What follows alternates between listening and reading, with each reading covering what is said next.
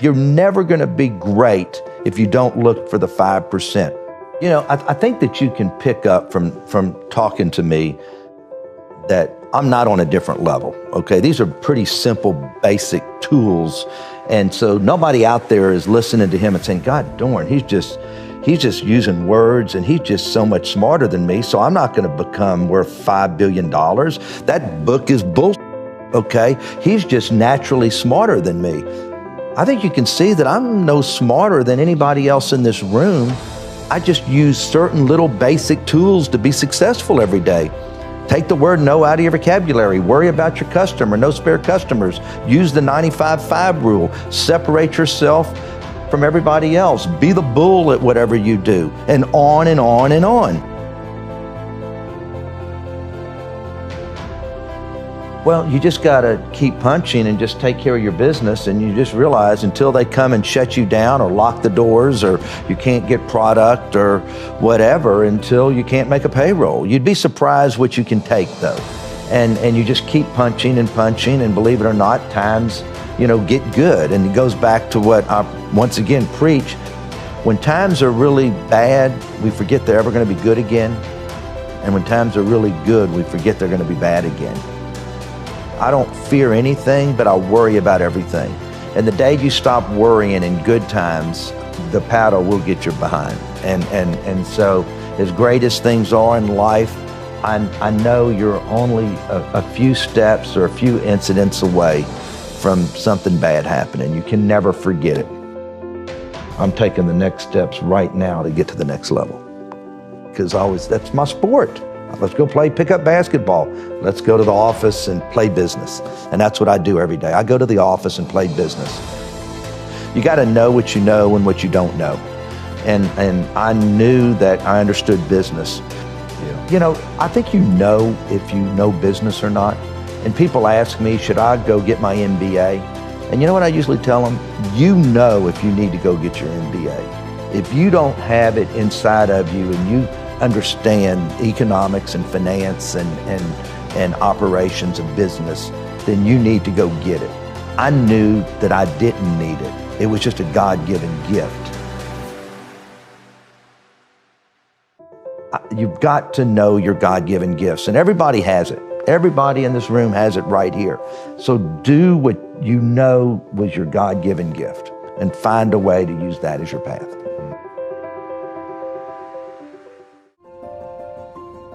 You know if people know what they're doing, but it's my job to make sure and bring everybody up to another level. And I think that's probably one of the greatest compliments I've ever gotten, is that I'll take somebody good and make them better. Is that a conscious process for you? Like, what are you doing? Is it just kicking people in the ass, inspiring them, leading by example? All the above.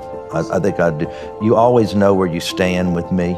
I have all my top VPs probably have been with me an average of 25 years. My two assistants have been with me 27 and 26 years. And everybody will tell you that is the hardest son of a bitch in the world to work for, but I would never work for anybody else. What would you have to see in them to think it's worth the risk? I think one of the best things that I ever did was I will look at somebody's resume and I can say, you know what? You've never been with the right company, and that's why you haven't excelled, and that's why you're in here today. And so many people choose the wrong company to go to work for. And I look at people all the time, and I look at your resume and say, why did you go to work for this company? I knew they were screwed up when you went to work for them, okay? And so some people just are not good at choosing the right company, and also the person interviewing makes promises that never happen. And I think that's one of the biggest mistakes that people make, is choosing the wrong company to go to work for. Do they really have good liquidity? Are they going to be in business? Are they an acquisition target where all of a sudden that they are and you're going to get bought and probably laid off?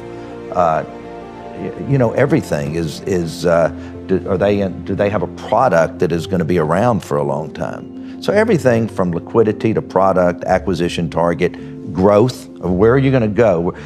Everybody should always ask themselves if they want to grow, and they just don't want to just whatever, is say, where can I be in 5 years? If I can't be at this position in 5 years, then this isn't a good career path for me.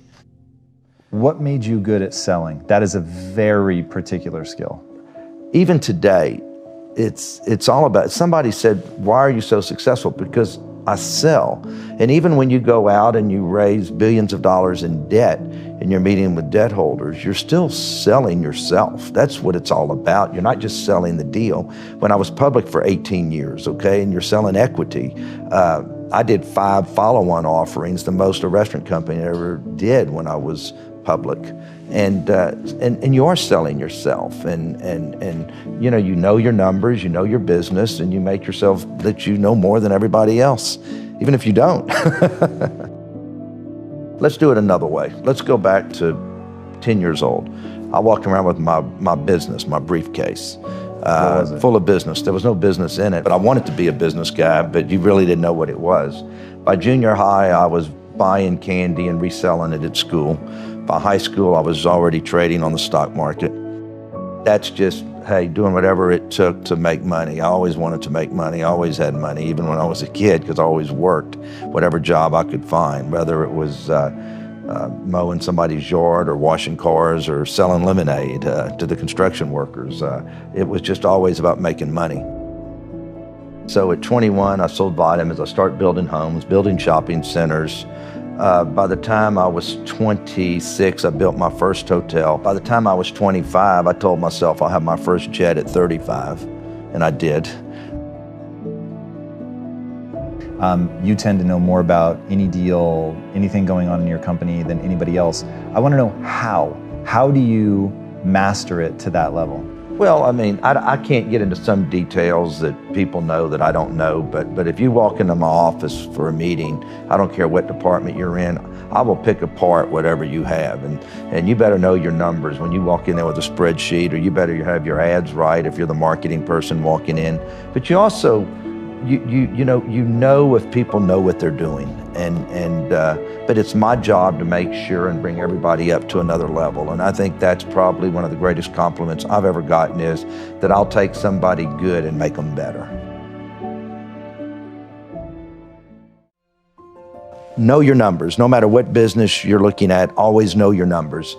Number 2, realize that we're not successful if that consumer does not come to us, whether they're eating in your restaurants, whether they're playing in your casino, and whether, if you don't have a good product on that basketball court, the fans are not going to come and buy those tickets, the sponsors aren't going to come, and therefore you're not going to have the money to pay for those good players next year. You're not going to be able to pay Russell Westbrook and James Harden each $40 million a year. You've got to always remember, we're only as good as us taking care of that consumer.